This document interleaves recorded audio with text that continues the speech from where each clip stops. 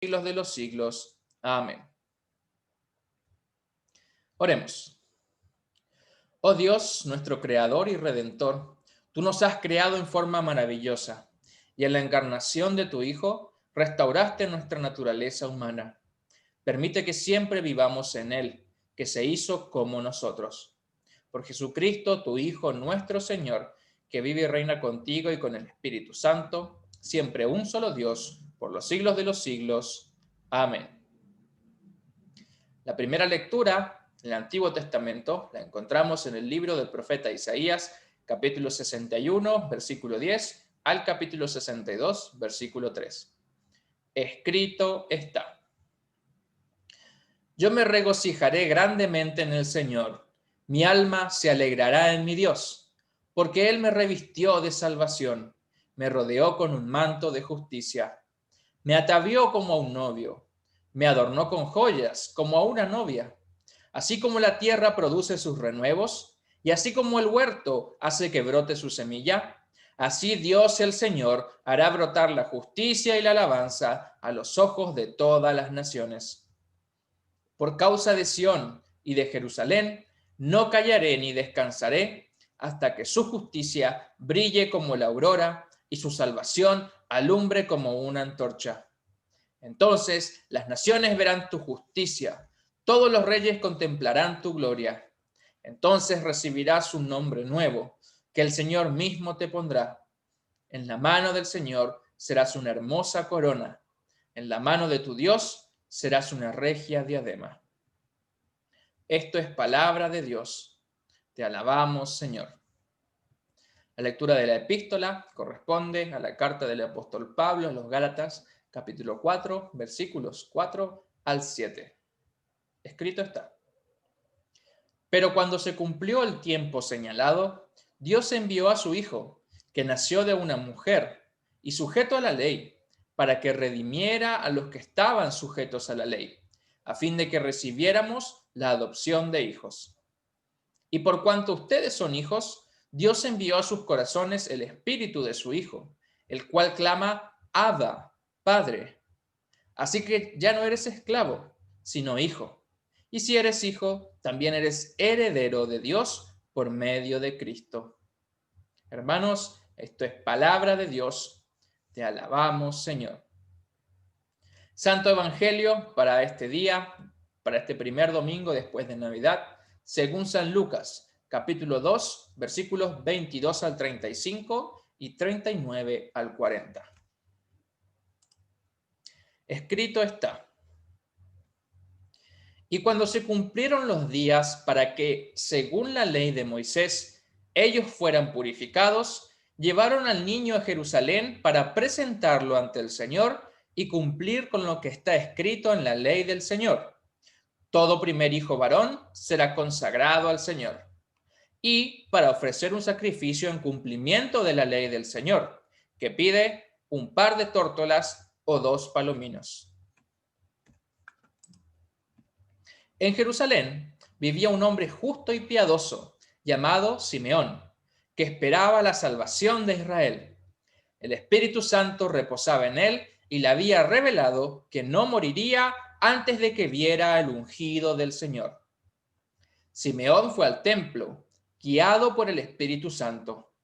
Y cuando los padres del niño Jesús lo llevaron al templo para cumplir con lo establecido por la ley, él tomó al niño en sus brazos y bendijo a Dios con estas palabras: Ahora, Señor, despides a tu siervo en paz, conforme a tu palabra, porque han visto mis ojos tu salvación, la cual has preparado en presencia de todos los pueblos, luz para revelación a los gentiles y gloria de tu pueblo Israel. José y la madre del niño estaban asombrados de todo lo que de él se decía. Simeón los bendijo, y a María, la madre del niño, le dijo: Tu hijo ha venido para que muchos en Israel caigan o se levanten. Será una señal que muchos rechazarán y que pondrá de manifiesto el pensamiento de muchos. Aunque a ti te traspasará el alma como una espada. Después de cumplir con todo lo prescrito en la ley del Señor, volvieron a Nazaret, que era su ciudad en Galilea. El niño crecía y se fortalecía y se llenaba de sabiduría, y la gracia de Dios reposaba en él. Hermanos, hasta aquí el Evangelio del Señor. Te alabamos, oh Cristo. Confesemos nuestra fe con las palabras del credo apostólico. Creo en Dios, Padre Todopoderoso, Creador del cielo y de la tierra, y en Jesucristo, su único Hijo, nuestro Señor, que fue concebido por obra del Espíritu Santo, nació de la Virgen María, padeció bajo el poder de Poncio Pilatos, fue crucificado, muerto y sepultado, descendió a los infiernos, al tercer día resucitó de entre los muertos, subió a los cielos y está sentado a la diestra de Dios, Padre Todopoderoso, y desde allí ha de venir a juzgar a los vivos y a los muertos. Creo en el Espíritu Santo, la Santa Iglesia Cristiana, la comunión de los santos, el perdón de los pecados, la resurrección de la carne y la vida eterna. Amén. Podemos ir en busca de nuestras Biblias. Buscar nuestras Biblias mientras nos preparamos para el mensaje en el Evangelio de Lucas, capítulo 2, versículo 22 en adelante. Les doy 2 minutitos mientras voy a buscar un vaso con agua.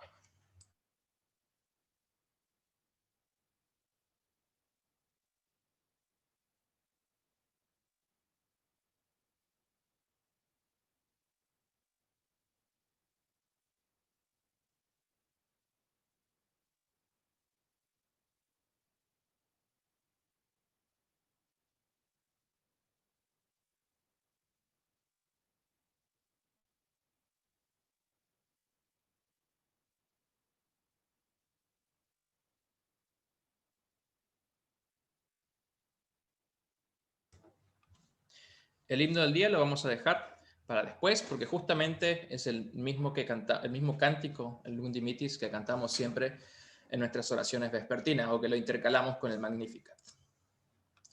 Gracia, misericordia y paz de nuestro Padre Celestial, quien resucitó a su Hijo Jesús de entre los muertos, sea con cada uno de nosotros. Amén. Ahora sí, pueden habilitar sus micrófonos.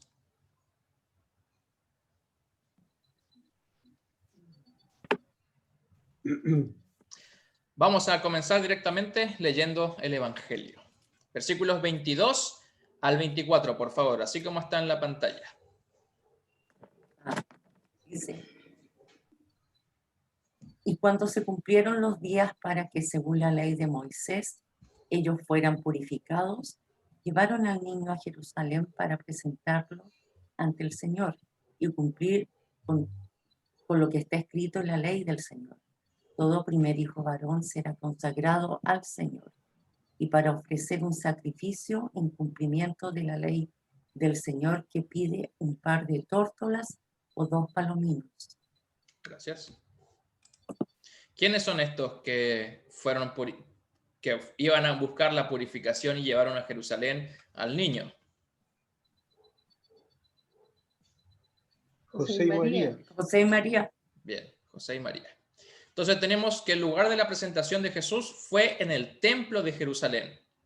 El templo de Jerusalén, como ya lo hemos hablado y mencionado en algún estudio, era el centro de la vida religiosa, pero también política y social de todo el pueblo de Israel. Cuando había grandes peregrinaciones, cuando la gente se reunía en las fiestas principales, todo tenía como Jerusalén como su centro, ¿no? Como el centro del mundo para los judíos. Y hasta hoy día sigue siendo. Entonces, después de la historia de Navidad, lo que se sabe, Lucas no lo menciona, pero lo que se sabe por los otros evangelios es que después del nacimiento de Jesús, Herodes manda a matar a los primogénitos, entonces la familia tiene que huir a Egipto. El ángel les revela a José y María que deben abandonar ese lugar y irse a Egipto. Entonces ellos huyen a aquella región y después, obviamente, después vuelven y en algún momento llegan de vuelta a Jerusalén para presentar al niño en el templo, en la casa oficial, ¿no? Como en la casa central, casa matriz de toda la religión judía. Bien, ¿de dónde salió todo esto? Hemos visto que un elemento que se repite en los versículos aquí es que lo que ellos están haciendo es para cumplir ¿con qué? La ley. de Moisés. La ley de Moisés. Entonces vemos que nosotros como luteranos defendemos la salvación por gracia y solo por fe. Pero aún así, no abolimos la ley. La ley sigue siendo importante. De hecho, vemos como Jesús mismo y sus padres, ellos siguen cumpliendo con la ley, por más que no es la forma en que van a ser salvos. ¿Sí? Ellos no menosprecian la ley, no menosprecian los mandamientos del Señor. Al contrario, los tienen en el mayor estima. Bien, en el Antiguo Testamento, hermanos, las primicias siempre eran consagradas a Dios. Ya sea los primeros frutos de la tierra, el primer día de la semana, los primeros y mejores animales, los mismos reyes, incluso el primogénito hijo varón de una familia debía ser consagrado al Señor. Y consagrado significa que tiene que estar, que es algo que es dedicado, que es ofrecido, algo que es apartado para un uso santo. ¿Sí? Así como los elementos de Santa Cena que tenemos en nuestra iglesia son consagrados y apartados para un uso santo y no tomamos el té del mismo cáliz que bebemos la sangre del Señor, así también tanto personas como otros elementos eran consagrados para un uso propio de santidad, ¿cierto? De aquí también surge en el Antiguo Testamento el tema del diezmo, que es dar no solamente el 10% de los ingresos, sino las primicias, ¿no? Es como que el concepto, si lo traemos a la actualidad, es si tengo que pagar deudas o tengo compromiso que pagar el internet, el celular, el agua, la luz, bueno, todo eso tengo que pagarlo, pero primero voy a dar la ofrenda a la iglesia. Eso es lo primero. Después, si me alcanza para pagar lo otro, bueno, ahí veo, ¿no? Pero lo primero es para el Señor. Ese era el concepto, ¿no? A veces lo que nosotros hacemos, por mala costumbre tal vez, es pagar primero las deudas y después vemos y damos para la iglesia, ¿no? Pero bueno, así era la ley, ¿no? Entonces, algún voluntario para leer, acá tenemos varios textos. Un voluntario que lea Éxodo 16:23. ¿Quién dice yo? Éxodo, ¿cuánto, perdón, Pablo? 16, capítulo 16, versículo 23. Ya, acá lo tengo. Ya. ¿Alguien que busque Levítico, capítulo 27? Acá. ¿Ya, Marianela? Y alguien que busque Números, capítulo 18. ¿Alguien más tiene Biblia por ahí? Sí. Todos los cristianos, vicario. A ver, los 30. cristianos. Levítico. Sí.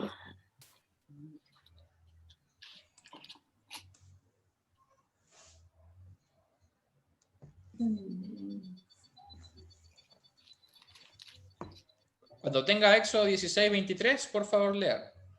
Ya. Y él les dijo, esto es lo que ha dicho el Señor, mañana es el santo día de reposo, el reposo consagrado al Señor. Cuezan hoy lo que tengan que cocer y cocinen hoy lo que tengan que cocinar. Todo lo que les sobre, guárdelo para mañana. Bien, entonces ahí estamos. Me parece que el contexto es del maná, ¿no?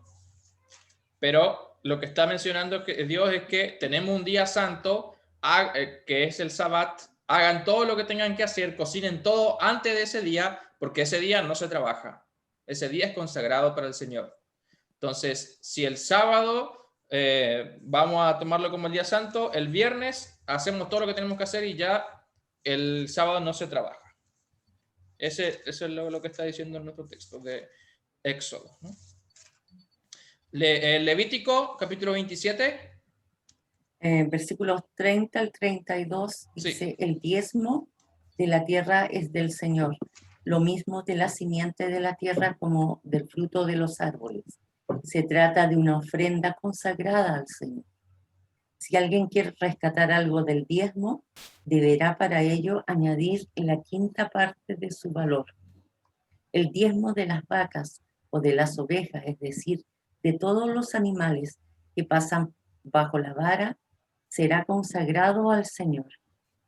Bien, entonces ahí estamos viendo, lo que estamos mencionando son solamente diferentes elementos como los días o los animales o los mismos diezmos que son apartados consagrados para un uso diferente, que no es un uso mundano para los negocios de este mundo, sino para el Señor. Que ese dinero, o todo eso, o animales, o todo lo que se consagra, iba a ser para el uso de la iglesia, o del pueblo de Dios, pero en un sentido religioso. ¿Sí? Números 18-24, ¿alguien buscó? Sí, yo lo tengo. Bueno, por favor. Dice, porque a ellos les he dado como herencia los diezmos que los hijos de Israel me presentan como ofrenda. Por eso les he dicho, entre los hijos de Israel no tendrán ninguna propiedad. Bien, estos se refiere a los levitas, que eran como los liturgos, los que hacían su oficio, su trabajo puramente religioso en el templo. Entonces, los diezmos iban para la iglesia, para el sustento de la iglesia. Eso es lo que está viendo aquí, ¿no? Para ellos iban parte de las ofrendas que el pueblo daba, ¿no? Y decía, los levitas no podían tener ninguna propiedad, ¿no? Entonces ellos solamente no tenían casa, no tenían nada, ellos vivían de lo que el pueblo le dé. Y eso, si quieren aplicarlo para hoy en día, por ejemplo, los pastores de la iglesia no tienen casa aquí, ¿no? Todos vivimos en casa que la iglesia o nos arrienda o lo que sea, o que nos presta, generalmente es así. Los pastores no tienen casa, y eso pasa en todas las iglesias luteranas, sino que van simplemente al lugar donde la iglesia tiene preparado un lugar para ellos. Bien, todo esto tiene que ver con la consagración, ¿no? Con que todo esto debe ser apartado para Dios. En el caso de María y José, la ofrenda que ellos llevan es la ofrenda del palomino o los palominos. Esto indica que José y María eran pobres, porque si ellos hubieran sido más ricos, la ofrenda que hubieran dado era otro animal, que era propio de aquellos que tenían más dinero. Pero bueno, esto es solo un dato para saber cuál era la condición humilde de María y José. Bien. El cumplimiento de la ley de Moisés. Una de las principales tareas de Jesús en su oficio de ser el Mesías y el Salvador era de ser aquel que cumpla la ley de Dios en lugar del pueblo desobediente que no pudo cumplirlo. Mateo 5:16. ¿Alguien tiene Ya. Mateo 5:16? Acá lo estoy buscando. 5:16 dice: de la misma manera que la luz de ustedes alumbre delante de todos, para que todos vean sus buenas obras y glorifiquen a su Padre que está en los cielos. ¿Eso es Mateo 5:16? Sí, Ya. Entonces parece que me equivoqué. Está equivocadizo el vicario. Perdón. Ya le digo qué texto es.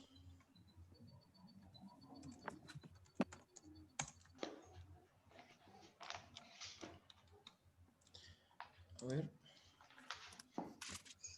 5:17 es, perdón, 17. El siguiente. dice, no piensen ustedes que he venido para abolir la ley o los profetas. No he venido para abolir, sino para cumplir. Bien, entonces una de las acusaciones contra Jesús es que, porque los judíos, los fariseos, los escribas decían, tenemos que cumplir la ley para ser salvos, para agradar a Dios. Entonces Jesús dice, no puedes cumplirlo, ¿no? Porque vives en pecado y eres esclavo del pecado. Entonces ellos lo acusan de abolir la ley. Jesús dice, no vine yo para abolir, vine para cumplir, porque no se puede alterar la palabra de Dios. Dios estipuló que para ser salvo uno tiene que cumplir los mandamientos. Pero lo que sucede en su oficio Jesús de ser nuestro Mesías y mediador es que Él la cumple por nosotros. Por eso todo lo que estaba establecido en la ley, Él lo tiene que cumplir. Por eso Jesús también fue circuncidado. Por más que es el Hijo de Dios y Él es puro en sí mismo y santo, Él es circuncidado, ¿no? ¿No le llama la atención eso? ¿Cómo es que Jesús tiene que purificarse si Él es santo en sí mismo y puro en sí mismo, el Cordero sin mancha, ¿no? Bueno, justamente no lo hace por Él ni para Él, sino lo hace por y para nosotros. Justamente el hecho de no poder agradar a Dios cumpliendo los mandamientos como se debe, era motivo de que muchos judíos piadosos se sientan temerosos y atormentados por sus conciencias. Ellos no podían tener paz verdadera conociendo sus propios pecados y que Dios demandaba una conducta intachable. Simeón era uno de estos. Versículos 25 al 28. Por favor. En Jerusalén vivía un hombre justo y piadoso, llamado Simeón, que esperaba la salvación de Israel.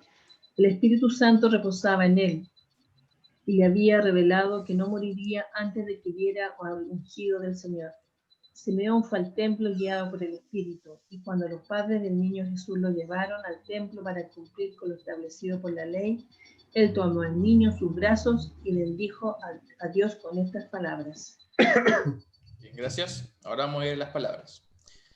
Entonces el texto menciona varias características sobre Simeón, después lo vamos a repasar, pero menciona a que el Espíritu Santo le había revelado que él no moriría antes de que viera a quién, al ungido del Señor. Ungido, en hebreo se dice Mesías, en griego se dice Cristo, es la misma palabra, se refiriéndose a lo mismo.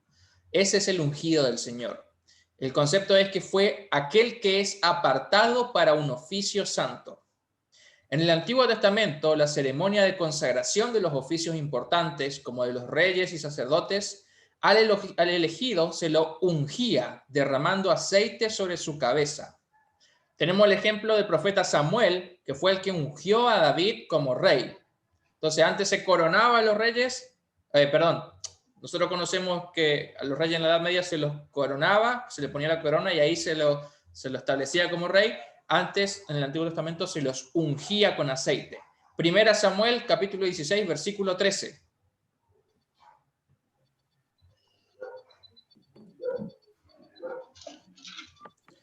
Primera Samuel 16, 13.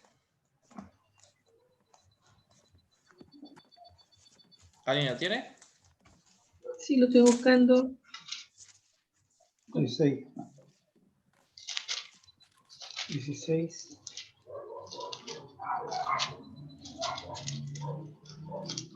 13. Si quiere leer desde el 12, mejor. Ya. 12. Capítulo 16, ¿cierto? Primera de Samuel. Sí, ya lo tengo, Maranera. Sí. Dice, Yesé mandó a traerlo y cuando éste llegó lo invitó a pasar. Era un jovencito rubio de hermosos ojos, de agradable apariencia. Ese es David. Entonces el Señor le dijo a Samuel, este es mi elegido, levántate y conságralo. El 13 también. Samuel tomó entonces el cuerno de donde llevaba el aceite y lo ungió como rey en presencia de sus hermanos. Y a partir de ese día el Espíritu del Señor estuvo sobre David. Después de eso Samuel regresó a Ramá. A Ramá. Bien. Entonces, ahí vemos como el proceso David había sido escogido como rey por parte de Dios, más allá de que era rubio de ojos azules, eso no es lo importante, no era por eso que lo escogió, sino que él, conocemos la historia de David hacia atrás, ¿no? Entonces, y la unción o la consagración, el apartarla a David para un uso santo, consistía en que derrame aceite sobre su cabeza. La unción, además, representaba el descenso del Espíritu Santo sobre esa persona, mostrando que Dios mismo estaría con él y andaría con él. Así como dice al final del versículo 13, que a partir de ese día el Espíritu del Señor estuvo sobre David, ¿no? Eso es la unción del Espíritu Santo. Entonces, Simeón, este hombre de Jerusalén, movido por el Espíritu Santo, confiesa a Jesús como el ungido definitivo. Recuerdan que habíamos hablado del profeta definitivo, el sacerdote definitivo. Bueno, ungido, o al hablar del ungido, es como que está resumiendo estos tres oficios juntos, profeta, sacerdote y rey. Él es el escogido para ser esos tres definitivos. El hombre escogido por Dios para ser el salvador de su pueblo. Lo mismo enseña Pedro al predicar en Hechos, capítulo 10, versículos 36 al 38. Hechos, capítulo 10, versículos 36 al 38.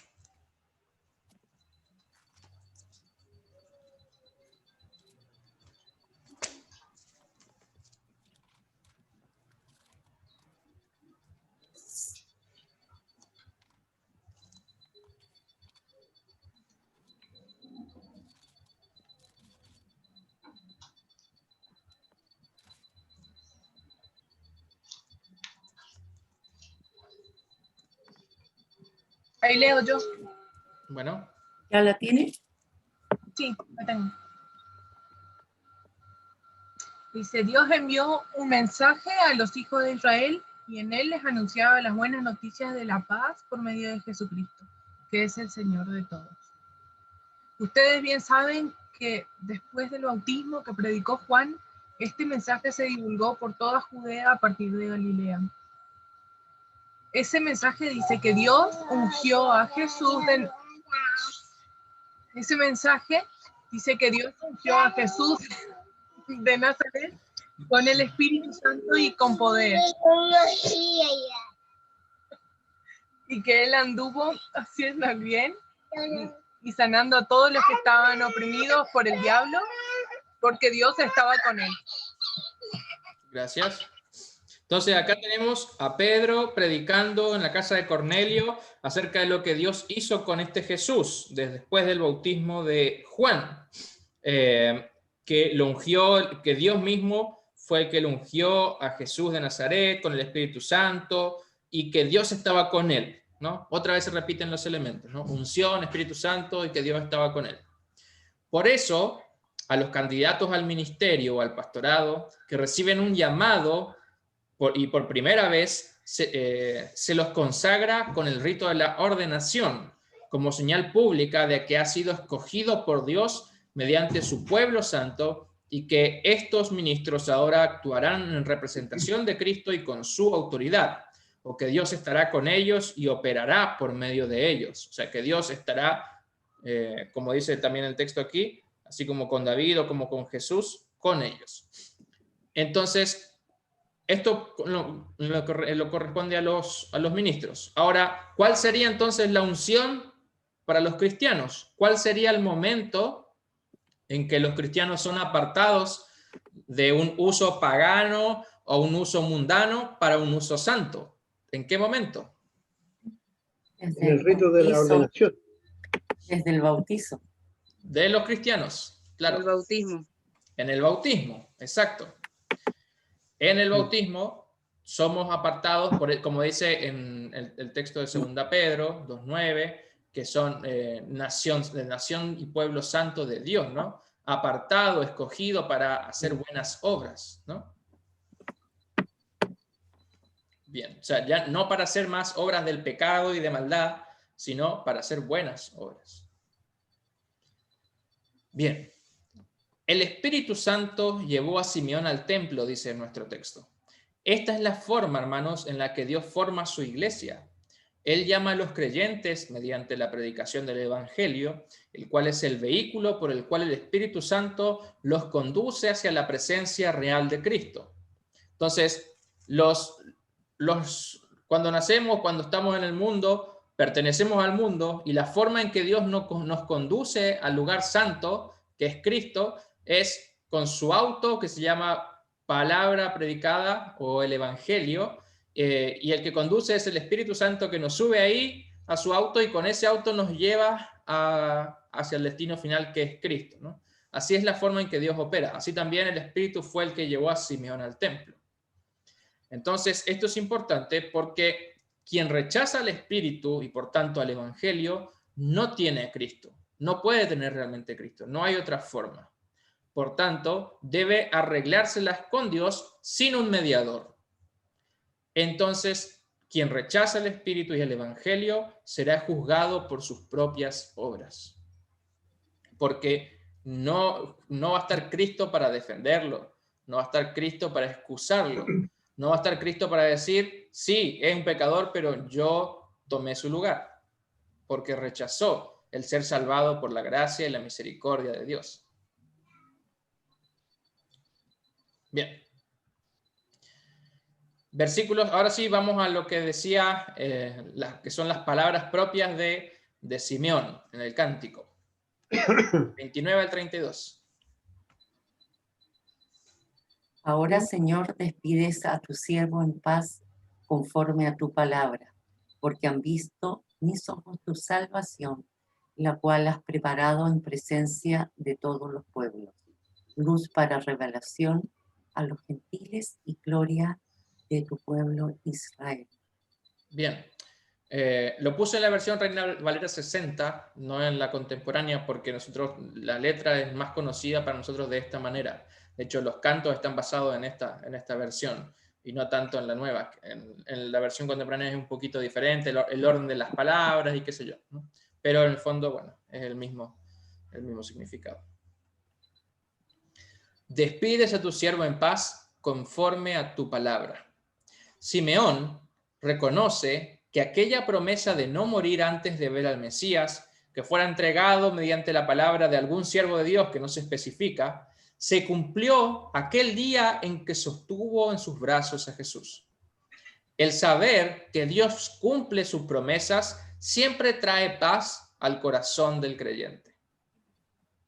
Por eso Simeón también dice, lo da la razón por la cual él siente paz en su corazón, porque sus ojos han visto la salvación. Simeón confiesa haber visto con sus propios ojos el cumplimiento de la promesa que muchos anteriormente solo vieron con los ojos de la fe. Así, los ojos de Simeón se vuelven los ojos de los profetas, de Moisés, de los patriarcas, y también se vuelven nuestros ojos al ver a Cristo presente en su palabra y sus sacramentos. Este Cristo, que es la salvación encarnada en una persona, es gloria del pueblo de Israel. ¿Por qué? Jesús es la gloria de Israel porque él salió de ese pueblo según la carne, es decir, según su naturaleza humana. La promesa por la cual Jesús llegó para ser el Salvador del mundo le pertenecía al pueblo de Israel, aquel de los descendientes de Abraham, Isaac y Jacob. Que de hecho, ¿sabe cuál era el otro nombre que Dios le dio a Jacob? ¿Recuerdan? Israel. Israel. Eso, por eso se llama el pueblo de Israel, porque es el pueblo de Jacob. Bien. Pero al mismo tiempo, este Mesías, este ungido que tenía en brazos Simeón, es luz para revelación a los gentiles. Mientras tanto, que alguien busque Isaías 42:6. Esto nos dice que si bien la salvación vendría de Israel, esta no estaba limitada a ese pueblo, sino más bien ahora sería abierta y manifestada para todas las naciones y pueblos que creyeran en él. Esto es la Epifanía, que lo vamos a ver ahora justamente en los próximos domingos. La manifestación de la salvación hacia todas las naciones. ¿Alguien busca Isaías 42:6? Sí, acá está. Ya. Yo soy el Señor, yo te he llamado en el momento justo y te sostendré por la mano. Yo te protegeré y tú serás mi pacto con el pueblo y una luz para las naciones. Bien, tú serás mi pacto, mi testamento, mi alianza con el pueblo y luz para todas las naciones. ¿Alguien sabe la historia? ¿Qué relato bíblico recordamos en Epifanía, que es los domingos que van a venir ahora, bien después de Navidad? ¿Y qué personajes bíblicos aparecen en Epifanía que nos representan o nos hablan acerca de cómo todas las naciones van hacia Cristo?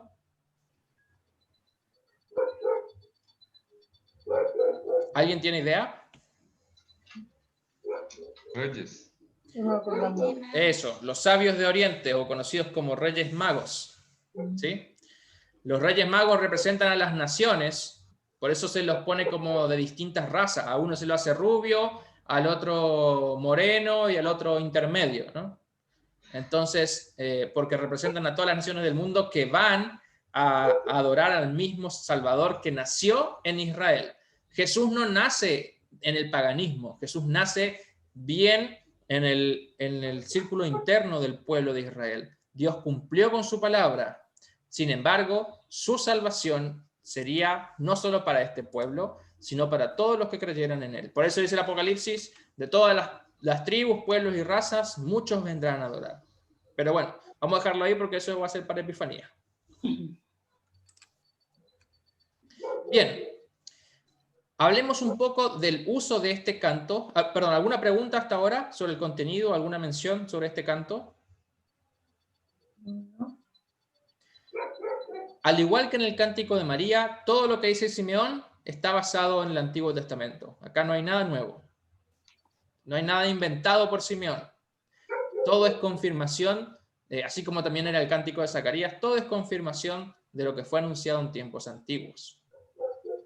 Pero la diferencia es que en el Nuevo Testamento ya se conoce quién es este Salvador. Entonces se anuncia y se proclama que todo lo del Antiguo Testamento se cumple en la persona de este Cristo, de este niño Jesús, de este Jesús de Nazaret, como dice Pedro después, ¿no? Bien. El Nunc Dimittis, el cántico litúrgico, el origen de este canto. El Nunc Dimittis es un canto usado desde tiempos muy antiguos, de los primeros siglos. Hay en un libro que se llama Las Constituciones Apostólicas del siglo IV, siglo V aproximadamente, ya aparece registrado. Y es usado por las iglesias cristianas más antiguas en el contexto de la oración vespertina, es decir, de las oraciones de la tarde o de la noche, que son de la puesta del sol, como nosotros estamos haciéndolo ahora. Este canto funciona como confesión de la fidelidad de Dios mostrada en el cumplimiento de sus promesas de estar presente junto a su pueblo. Es decir, un Dios que prometió que no abandonaría a su pueblo, sino que ha estado presente y se ha mostrado durante el día. Entonces, en el cierre del día, reconocemos y confesamos que Dios estuvo presente, en el caso de las oraciones diarias, por medio de su palabra con su pueblo, acompañándolos. Entonces, reconocemos que cuando leemos la palabra en el nombre de Dios y la estudiamos y meditamos en ella, está Cristo mismo presente. Por eso el Nunc Dimittis se canta al cierre del día. También por el sentido de que la confirmación de las promesas nos permite dormir en paz, ¿no?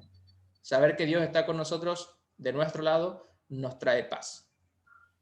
Pero además de este uso de la oración de la noche, existe un uso litúrgico que es solamente propio y originario de la Iglesia luterana, que es el Nunc Dimittis como cántico de postcomunión.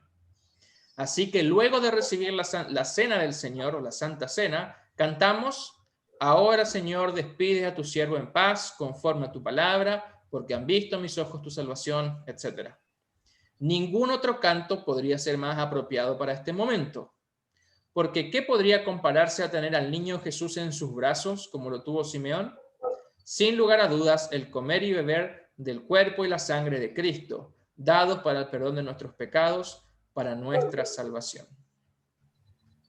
Entonces, el Nunc Dimittis, por ejemplo, eso es algo que nos distingue de las liturgias católicas y especialmente de otras liturgias que no creen en la presencia real de Cristo en el sacramento, que nosotros cantamos el Nunc Dimittis después de la Santa Cena. Y eso es algo exclusivamente luterano. Bien. Versículos 33 al 35, por favor.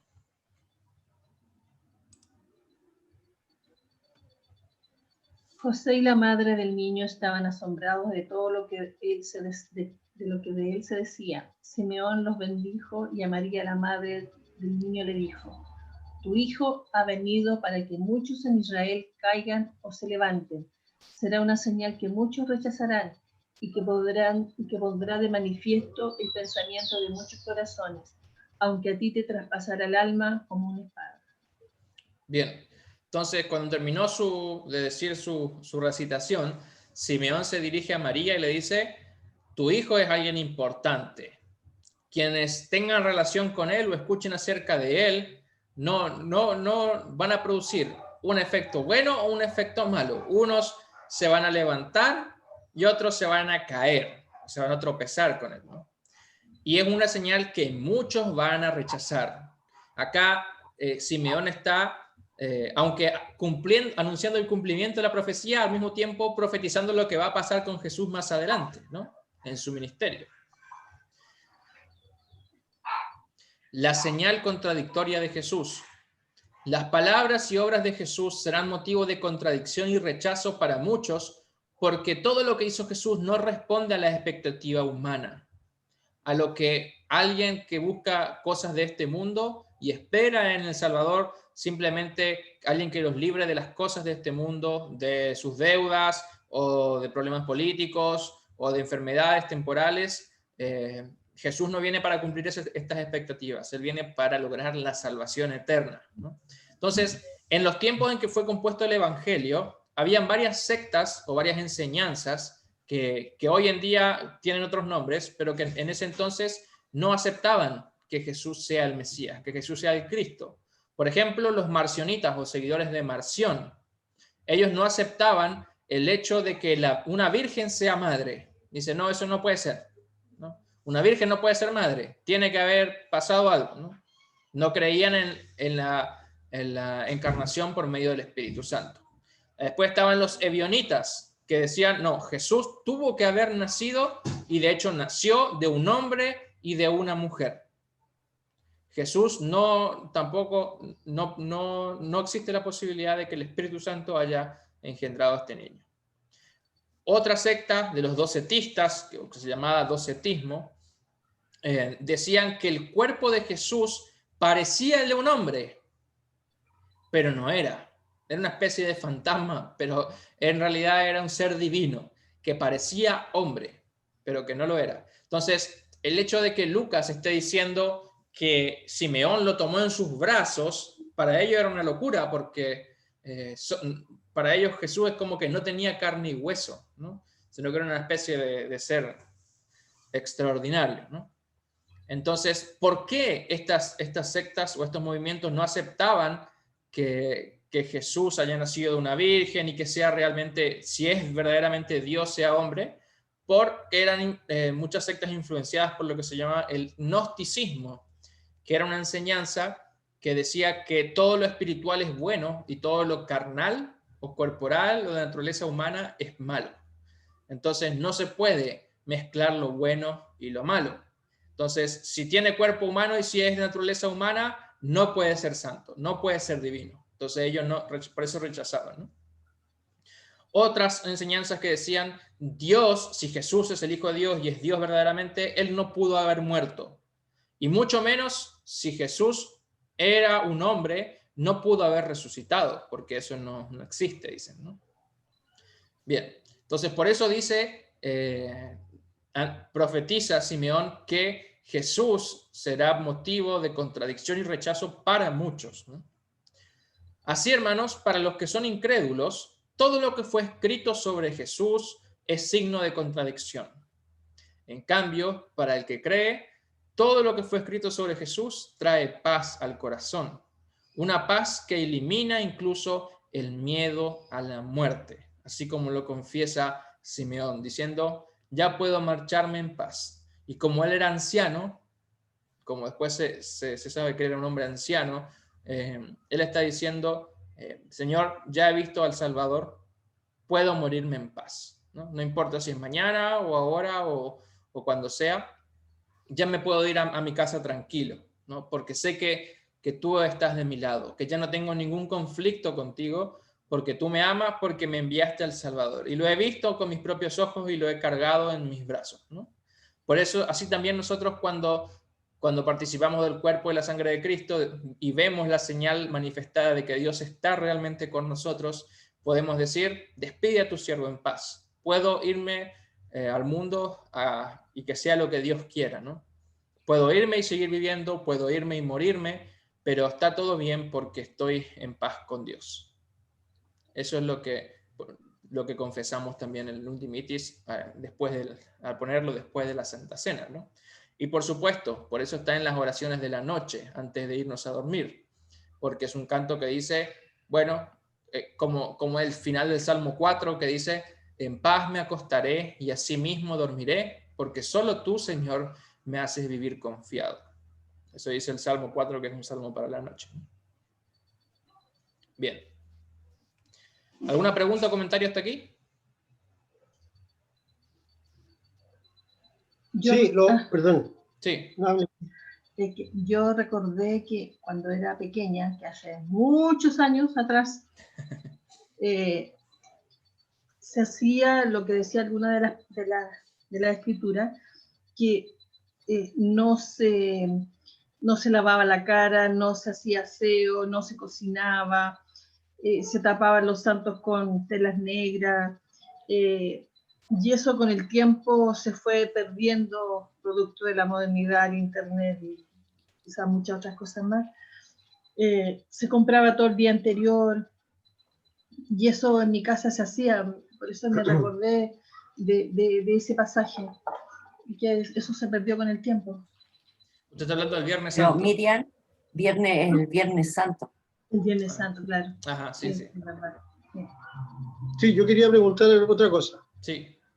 ¿Estos marcianitas, sevianitas, eran de la misma época Sí. posterior al nacimiento de Jesús o dentro de primeros años? Son de los primeros siglos, son herejes de los primeros siglos de la iglesia, pero sí también eran contemporáneos al tiempo en que fue escrito el Evangelio. Ya.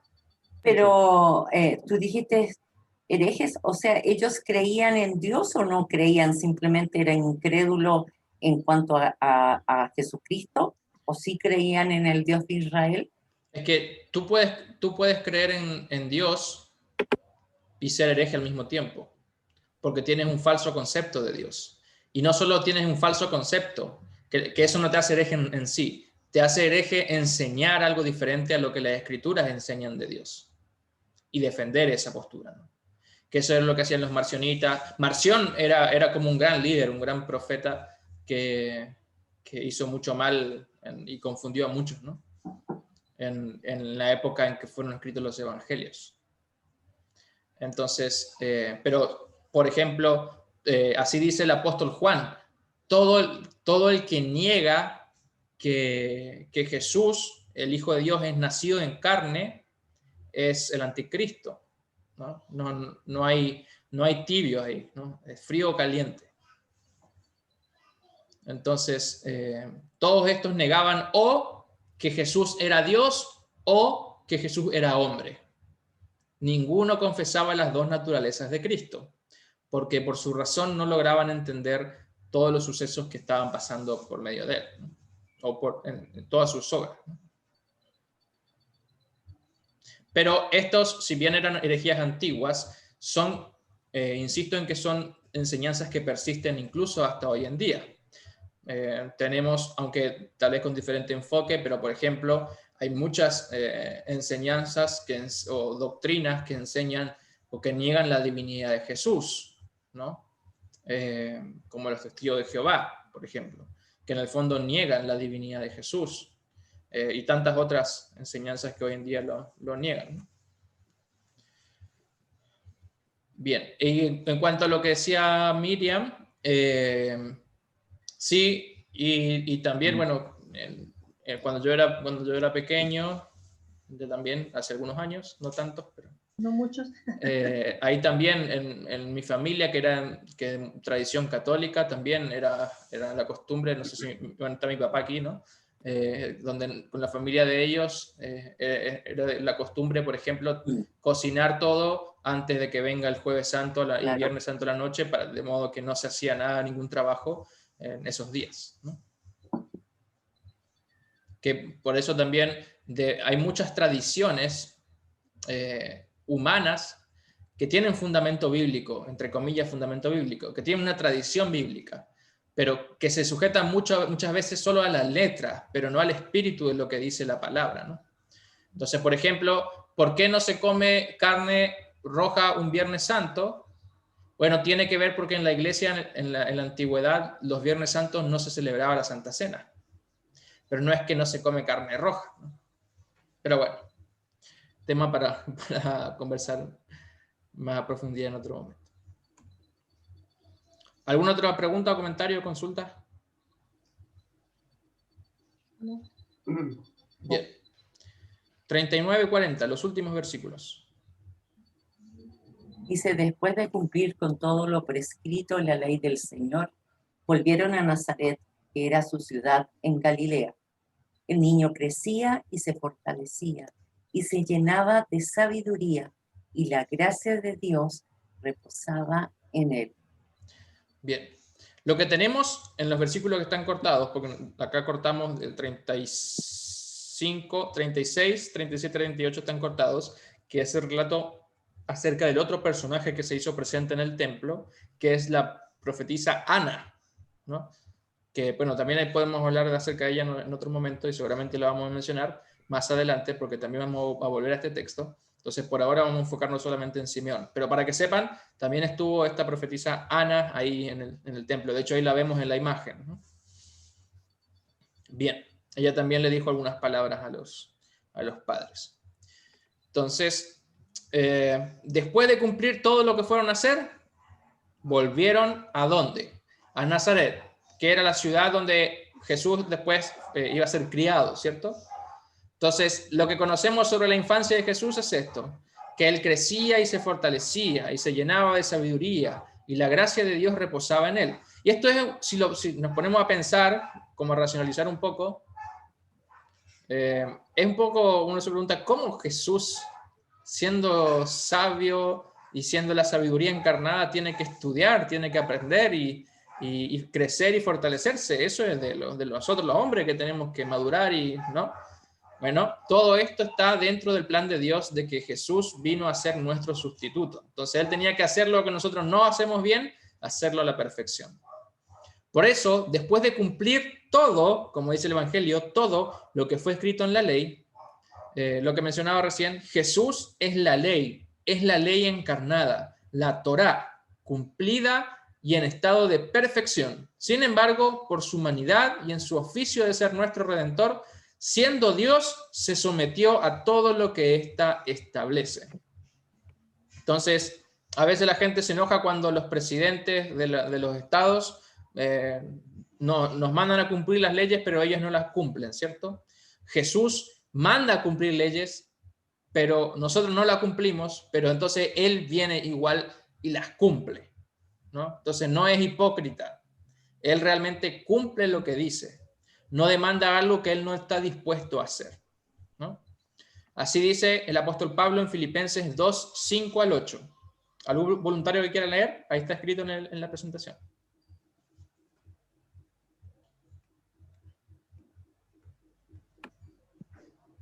Que haya en ustedes el mismo sentir que hubo en Cristo Jesús, quien siendo en forma de Dios, no estimó el ser igual a Dios como cosa a que aferrarse, sino que se despojó a sí mismo y tomó forma de siervo, y se hizo semejante a los hombres, y estando en la condición de hombre, se humilló a sí mismo y se hizo obediente hasta la muerte y muerte de cruz.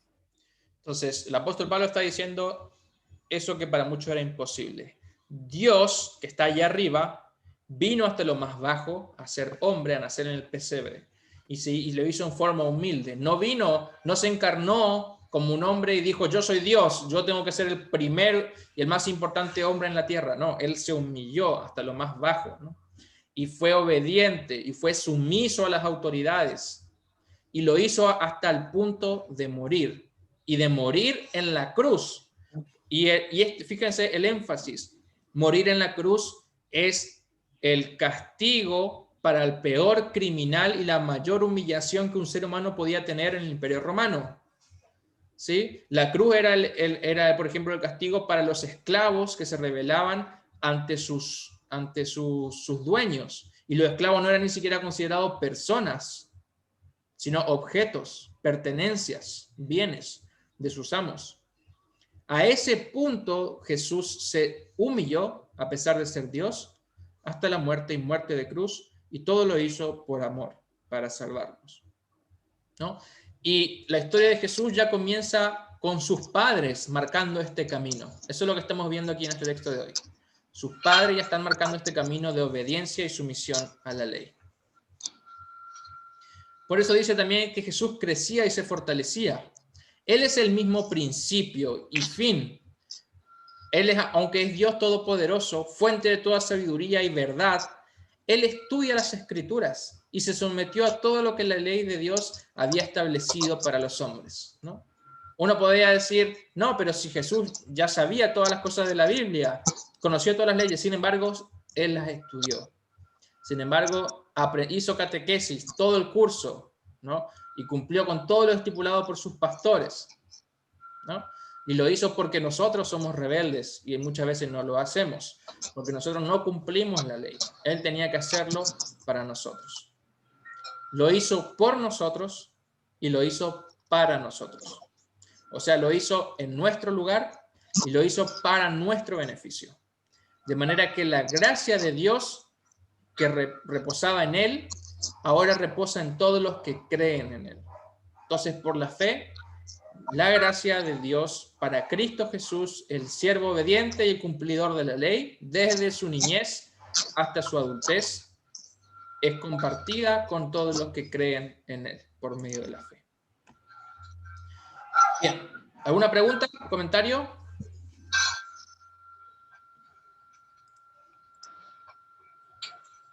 ¿No? Bien. Vamos entonces a la trivia. ¿En qué ciudad suceden los hechos de nuestro texto de hoy?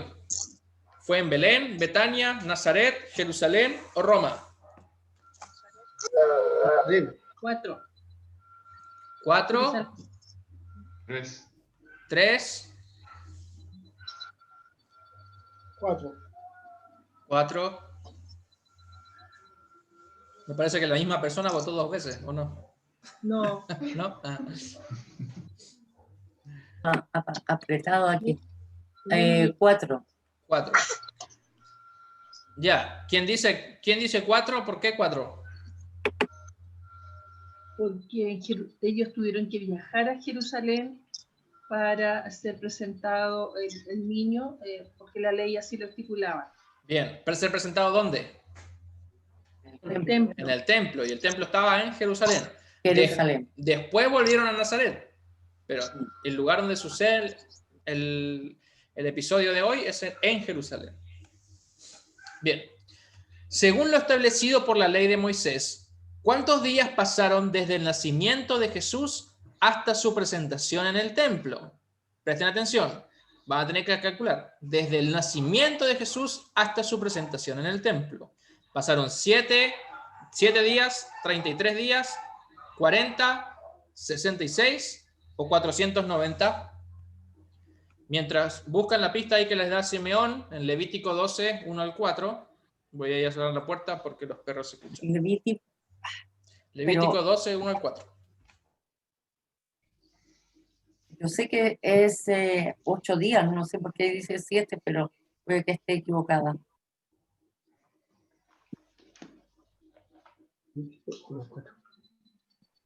Levítico.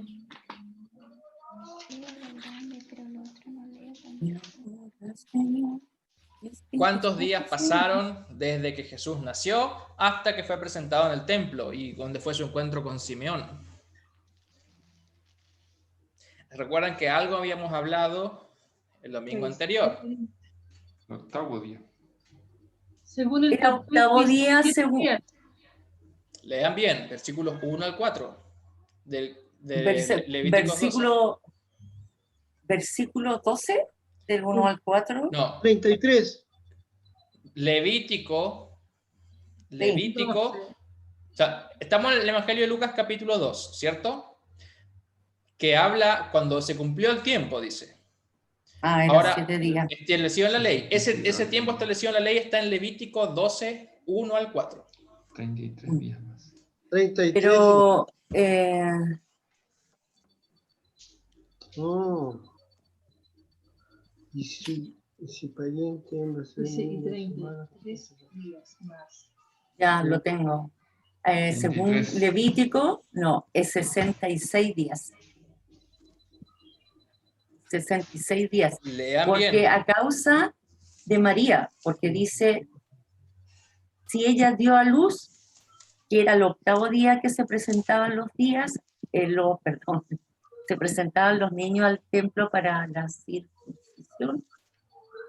María tenía que estar pura después de 66 días. Pero dice, y al octavo día circuncidará la carne de su cuerpo. Ay, si diera luz, hija. Pero ella continuará Inmunda. purificando de su sangre Uy, durante habla de 8 días, después en el 5. Yo creo que dice, Les voy a ayudar. ¿Sí? Entonces, queremos establecer el día desde el nacimiento de Jesús hasta su presentación en el templo. Su presentación, ¿qué constituye? ¿La circuncisión o la purificación? La purificación. Purificación. La purificación. La purifica, porque si no tendría que haber sido octavo día de la circuncisión. Bien. Entonces, bueno, sabemos que al octavo día no fue. 33. 33. No, dice 33 días más, dice acá. Así ella permanecerá Hay 33 que días. sumar, hay que sumar. 33 más 7 son Claro, 40. tiene que ser 33 porque ella no podía tocar nada antes porque era inmunda. Y de hecho María fue con José.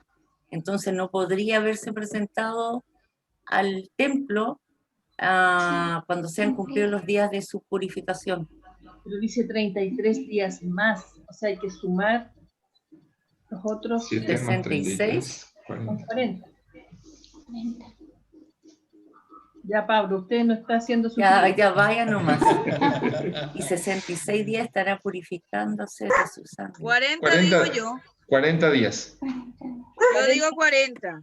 Porque Ya. 66 era cuando era mujer, cuando era más niña. Bien. Claro, tienes razón, Angélica. Bien, estamos Cuando hallando dice la niño. luz, por fin, estamos hallando la luz. Bien, Entonces, ¿cuánto es? entonces al octavo día debía ser circuncidado, ¿cierto? Sí. Ujú. Bien, pero dice, como bien remarcó Miriam, 40 que días. tenía que esperar 33 días más para seguir purificándose. ¿Sí? Porque en realidad dice, versículo 2 de Levítico dice, cuando una mujer conciba y dé a luz un varón, que es el caso de Jesús, se quedará impura 7 días, como cuando está en los días de menstruación. ¿Sí? 7 días. Después al octavo día se circuncidará el niño, pero eso no nos interesa porque no estamos hablando de la circuncisión todavía. Estamos hablando ahora de la purificación. Dice, ella continuará purificándose de su sangre durante 33 días más. O sea, estaba 7 días impura, más 33, son 40. 40. ¿Sí? Pero si era una niña, tenía que continuar. 66 días en total. ¿Por qué? No, perdón, ¿Por 66 días más. ¿Hay una razón por qué fuera hija? Debe ¿Era haber, más? pero no la tengo presente. No sé cuál es la razón. Allá. Pero me comprometo si quieren investigar. No lo deja Porque claro. como dice, y se diera a luz hija. Sí. Claro, más. O sea, Que somos más importantes porque después vamos a ser mamás, entonces debe ser por eso.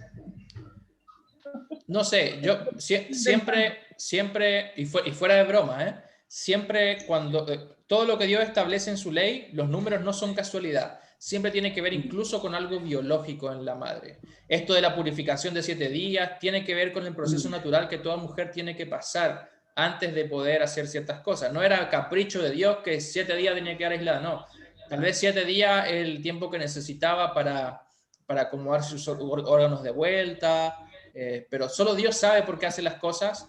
bueno, Muchas veces... y de hecho, Pablo, hasta el día de hoy, bueno, no sé, siempre los médicos, los ginecólogos aconsejan que la madre guarde cuarentena, que son los 33 más 7. Sí, Y él ya lo tenía establecido desde antes, exacto. incluso cuando las leyes que dio para su pueblo cuando salieron de Egipto. Ahora la mamá está en cuarentena, 40 días. Y me imagino que debe ser así porque si los médicos hubieran dado cuenta que tenían con menos días podría ser o con más, lo habrían cambiado de todas maneras. Claro que sí. Por lo tanto, 40 días está establecido. Exacto. Entonces, vemos cómo la sabiduría de Dios traspasa a los seres humanos. Entonces, sí, incluso a veces cuando el ser humano se vuelve tan racional y y constantemente está cambiando su forma su proceso de cuidado de los hijos y todo. Y uno puede decir, con tanto avance tecnológico, ahora tenemos mucho mejor, más seguridad de que nuestros niños se salven y qué sé yo. Pero incluso en aquellos tiempos donde no existía hoy tan poca tecnología, Dios lo mantenía con su misma palabra en lo que había establecido, ¿no? Claro. Pero bueno, era cuestión de fe. Bien, entonces 40 días.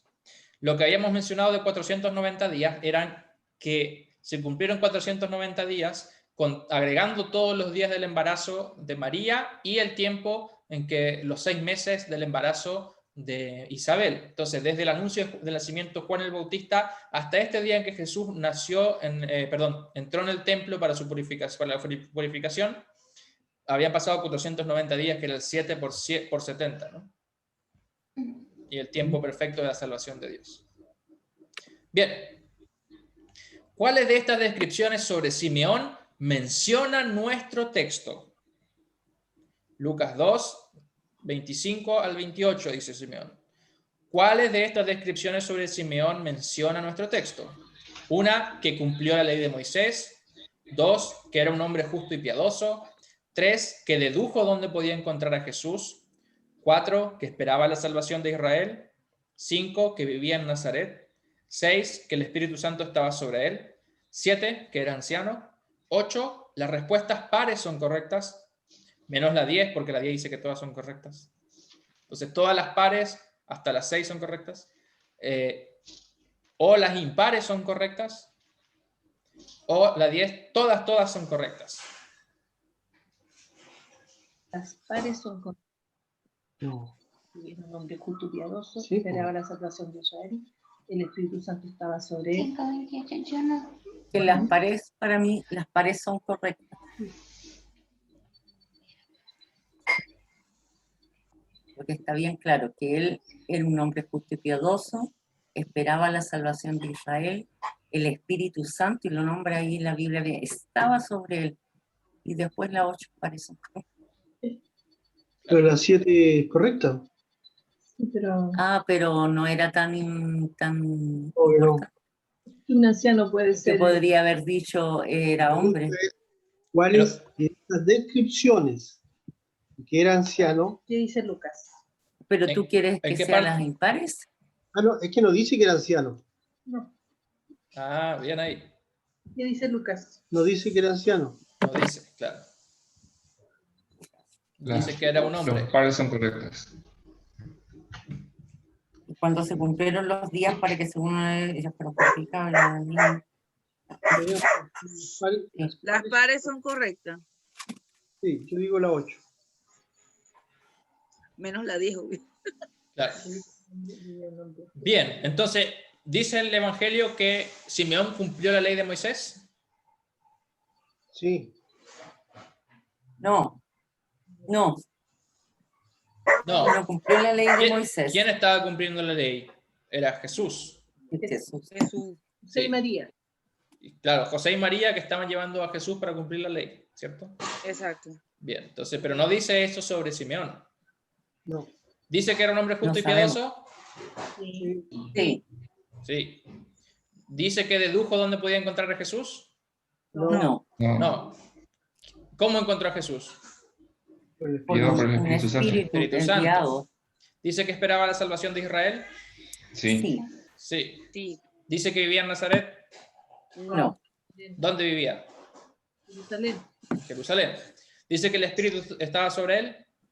Sí. Sí. ¿Dice que era anciano? No. No. Después la tradición sí lo reconoce como un hombre anciano, pero no lo dice el Evangelio. O por lo menos el Evangelio de Lucas. Entonces, las pares son correctas, menos la 10, por supuesto. Muy bien. ¿Qué significaba o qué significa que alguien era ungido? 1, que se le derramaba aceite sobre la cabeza. 2, que se lo apartaba para un oficio santo.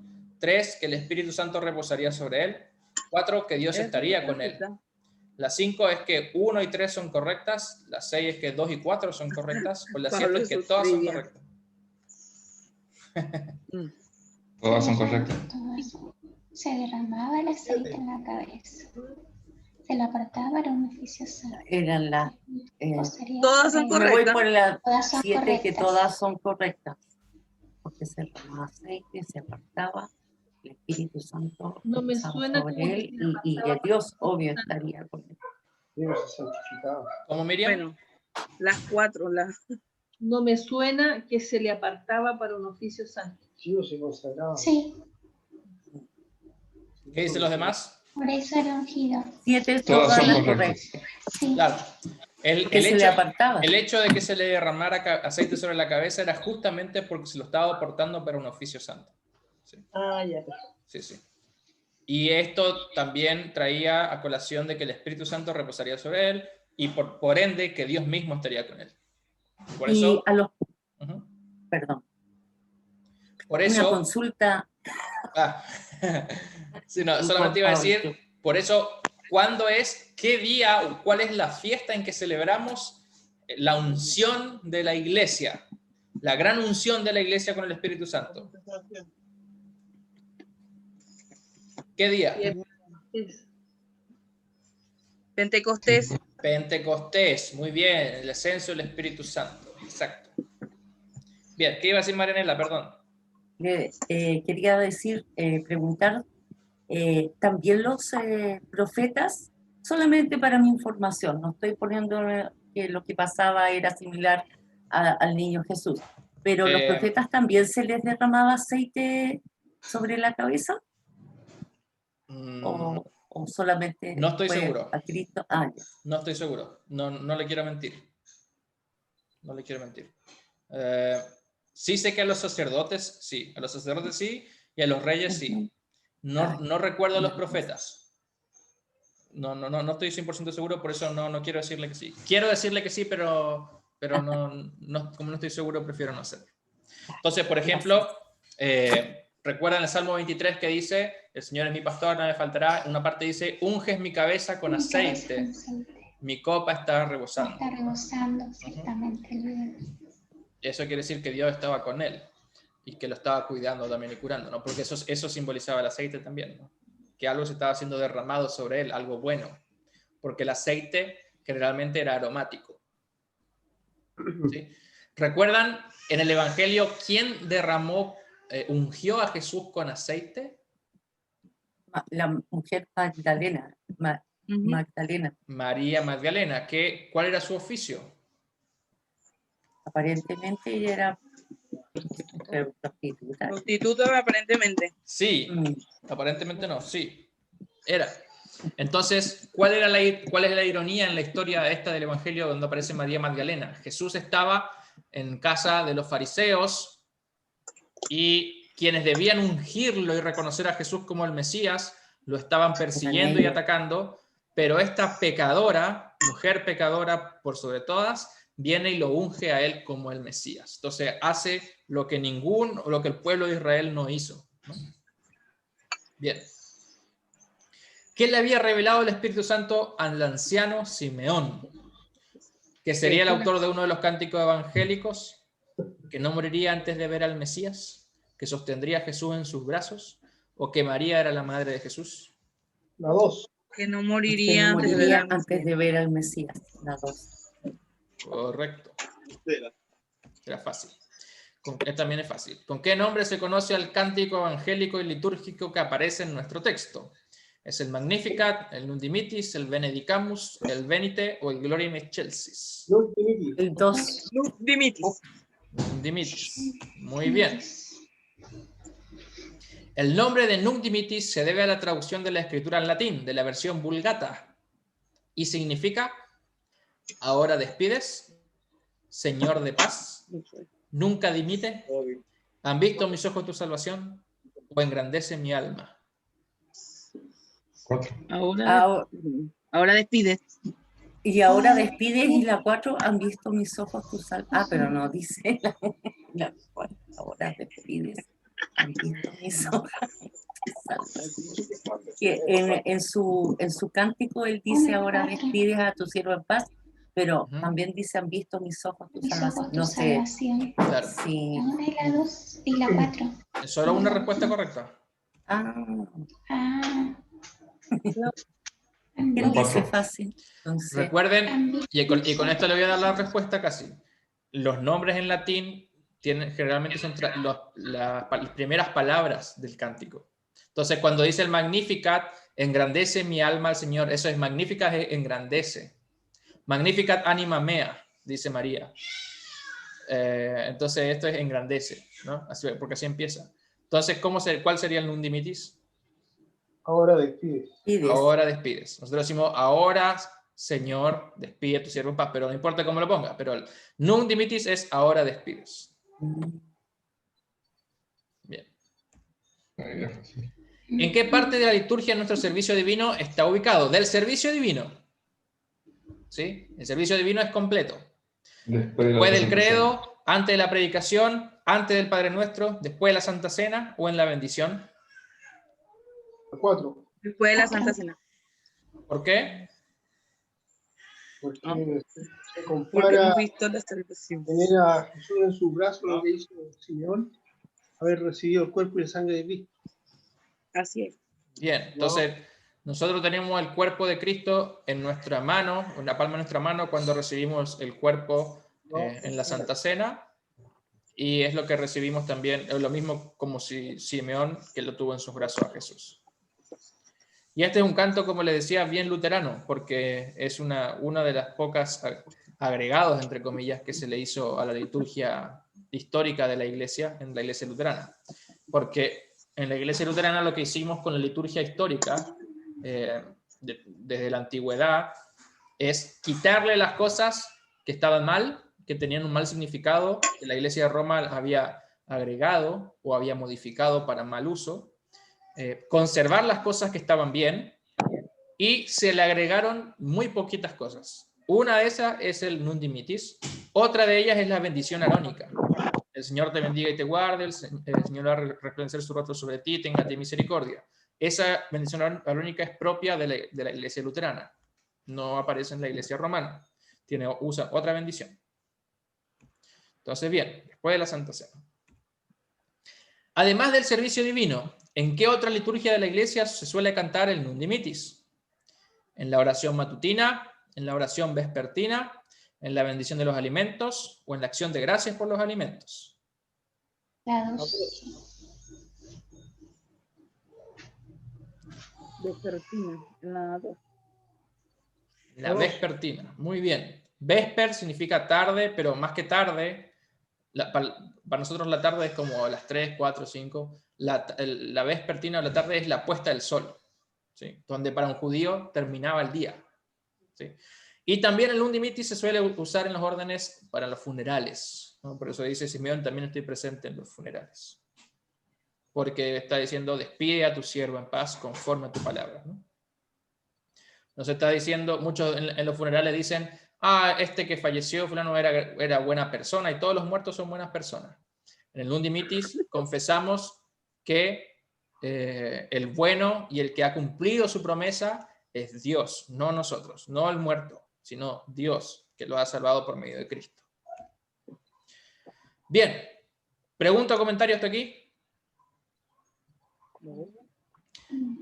Bueno, quiero cerrar con este párrafo, lectura de este párrafo del artículo 3 de la obra del Espíritu Santo del Catecismo Mayor de Lutero, que habla, fíjense, él habla en sentido espiritual, lo que sucede en nuestro texto hoy en un sentido, o en la propia historia, como en acciones realizadas. Ahora lo voy a explicar más al final.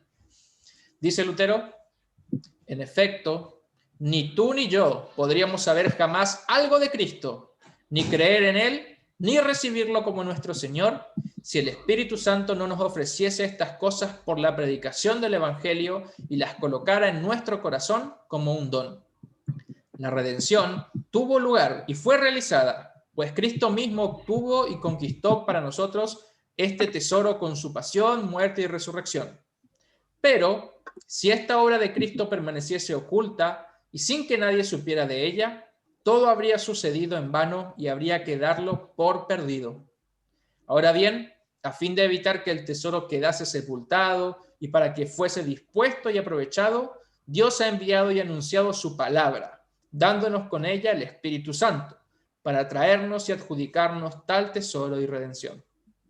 Así, santificar no es otra cosa que conducir al Señor Cristo, con el fin de recibir tales bienes que por nosotros mismos no podíamos alcanzar. Entonces, eso es la obra del Espíritu Santo, conducir a las personas a donde está Cristo. Eso es lo que hizo el Espíritu Santo con Simeón, conducirla a donde está Cristo. Eso es lo que hace cada semana con nosotros al llevarnos ante su palabra, a buscar a Cristo en su palabra y a buscar a Cristo en los sacramentos. Y eso es lo que también hace el Espíritu Santo en nosotros cuando llevamos a nuestros hijos al bautismo, conducir a nuestros hijos al Señor, a donde está Él, para salvarnos, ¿no?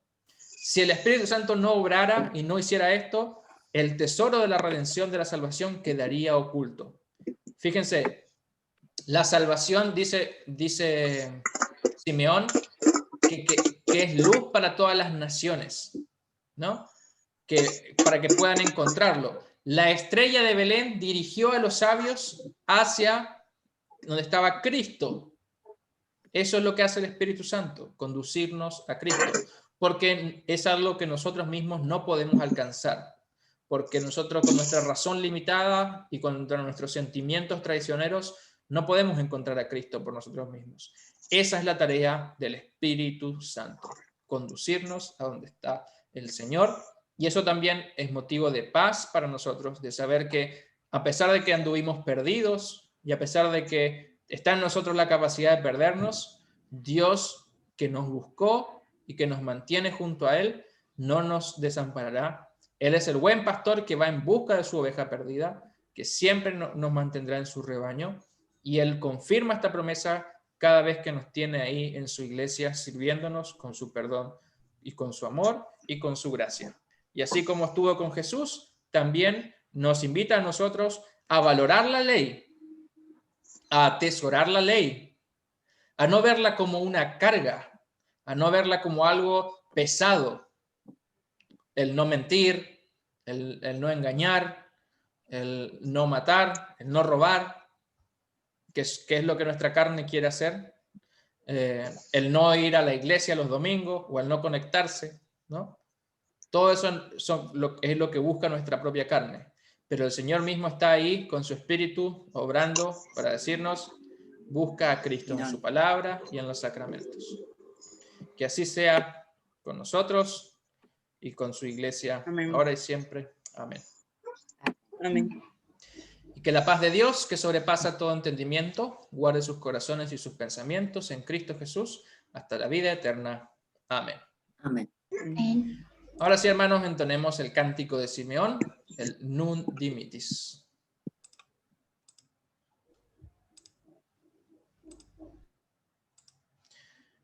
Hoy vamos a cantar una nueva versión, propia para la ocasión, que tiene una antífona, es decir, que tiene un versículo que se canta como estribillo, que no es parte del texto, pero que hace relación al texto.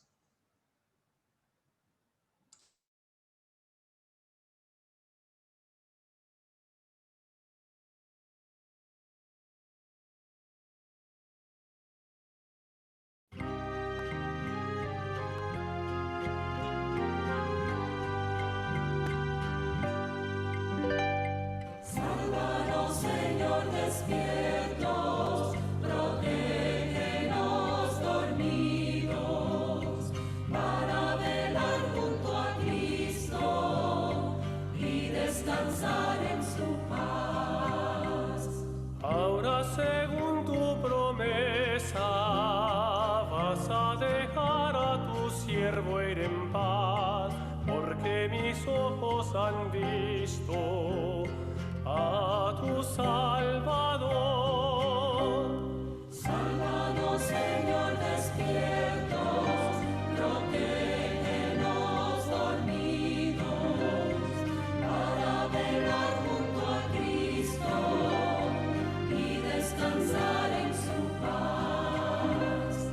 A quien, Señor, presentaste ante todas las naciones, luz para alumbrar al mundo y gloria de Israel.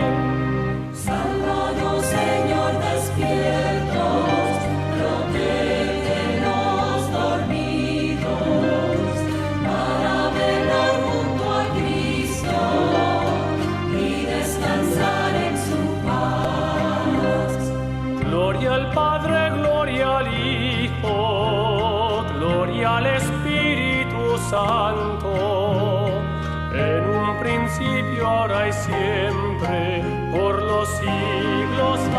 Amén.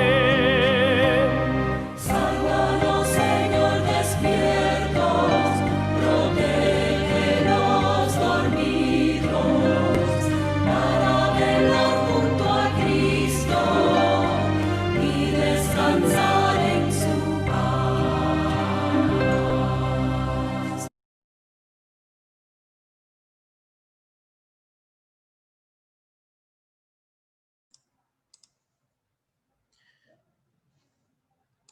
Hermanos, ¿bien? ¿Se escuchó? ¿Sí? Ah, bueno.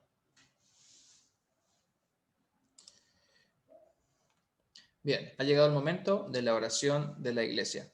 ¿Hay peticiones o acciones de gracias para agregarlas?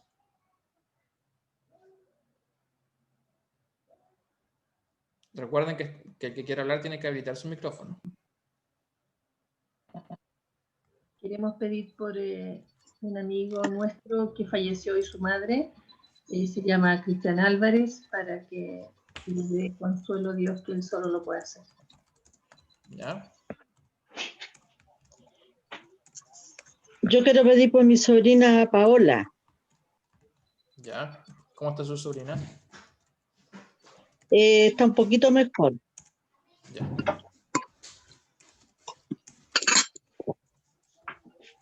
Bien.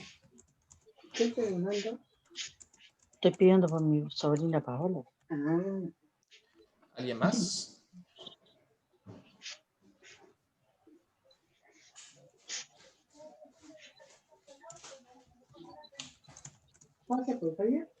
Bien.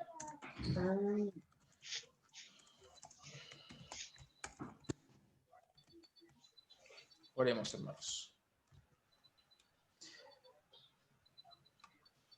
Al Señor en tu misericordia respondemos, escucha nuestra oración. Ya.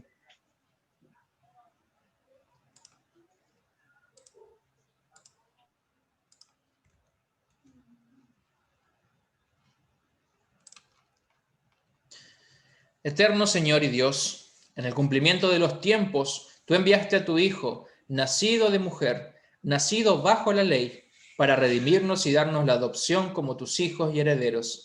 Escúchanos, Padre, mientras te invocamos en su nombre. Danos la gracia de regocijarnos en la bendita encarnación de Cristo y concédenos un feliz año nuevo. Señor, en tu misericordia, escucha nuestra oración. Padre Celestial, de quien se nombra toda paternidad en la tierra, bendice a las familias de todos los cristianos con tus santas promesas. Dale a los padres diligencia y alegría en sus vocaciones y concede tu favor a todos los hijos para que crezcan como Jesús en sabiduría y en fuerza. Bendice también con tu misericordia a todas las viudas, a los huérfanos y a las familias deshechas. Dales gozo en la redención que nos has ganado por medio de Cristo. Señor, en tu misericordia, escucha nuestra oración. Oh juez digno, de ti procede el espíritu de sabiduría y entendimiento, todo consejo y poder, conocimiento y temor del Señor. Dale la sabiduría a los que hacen, administran y juzgan nuestras leyes, para que sirvan fielmente en sus tareas, según tu beneplácito, en beneficio de todo el pueblo. Señor, en tu misericordia, escucha nuestra oración. Misericordioso Dios, recibe nuestras oraciones por aquellos que sufren de soledad. Consuélalos con el conocimiento seguro y certero de que tú nunca los abandonarás. Dale familias y amigos dentro de la casa de fe con quienes puedan encontrar una compañía amorosa. Señor, en tu misericordia, escucha nuestra oración. Bendito Señor, ayuda a los enfermos y a los que sufren, especialmente a aquellos que desean nuestras oraciones y que están en nuestro corazón. Oramos por Cristian Álvarez, que se encuentra en tiempo de duelo, para que le otorgues tu consuelo, que es por medio de Cristo, y por tu Espíritu Santo, obra en él la fe, para que pueda hallar paz verdadera como la de Simeón y no tener miedo más a la muerte. También oramos por Paola, la sobrina de nuestros hermanos Carlos y Carmen, para que estés con ella y la acompañes en su recuperación de su salud y la sostengas en cuerpo y alma. También pedimos por la salud, tanto física como espiritual, de todos los hermanos que hoy no pudieron acompañarnos y aquellos que no están entre nosotros. Por tu gran misericordia, búscalos y que tu Espíritu Santo los llame de vuelta ante tu presencia, que nos trae paz al corazón, sabiendo que tú eres fiel y no abandonas a tu pueblo. Rodéalos a todos con tu amor en Cristo y de acuerdo a tu misericordiosa voluntad, sana a todos los enfermos. Consuela a todos los que lloran y llena los corazones con esperanza segura de la resurrección del cuerpo. Señor, en tu misericordia, escucha nuestra oración. Padre de paz eterna, príncipe de nuestra paz, muestra tu misericordia a aquellos que reciben la cena del Señor para que contemplen su salvación en el cuerpo santo y en la sangre pura de Cristo dada por todos nosotros y junto con San Simeón estemos bien preparados para recibir y partir este pan, según tu palabra. Señor, en tu misericordia, escucha nuestra oración. En tus manos, oh Dios, encomendamos a todos por quienes oramos, confiando solamente en tu gran amor y en tu eterna misericordia, por medio de nuestro Señor Jesucristo. Amén.